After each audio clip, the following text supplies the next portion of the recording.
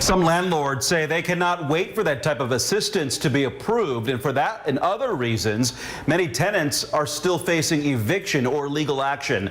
WRTV's Cornelius Hawker spoke to an organization that says it's important to know when to ask for help.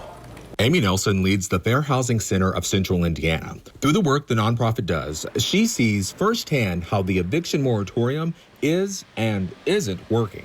The eviction moratorium is proving to be difficult for people to be able to navigate, effectively.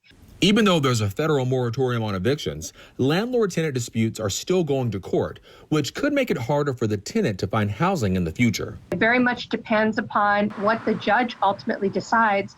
And at that point, you've already been served an eviction that's going to follow you around in your continued housing searches. But that's not the only trouble some tenants are facing.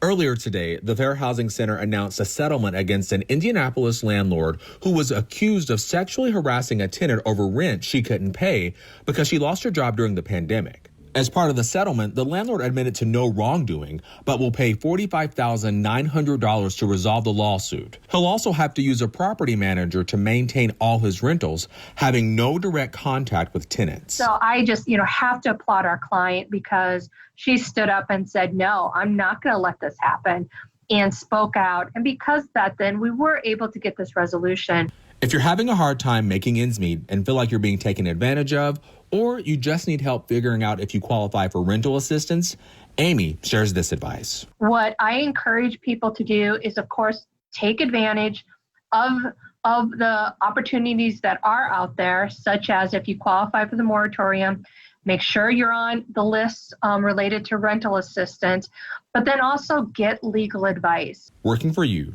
Cornelius Hawker, WRTV.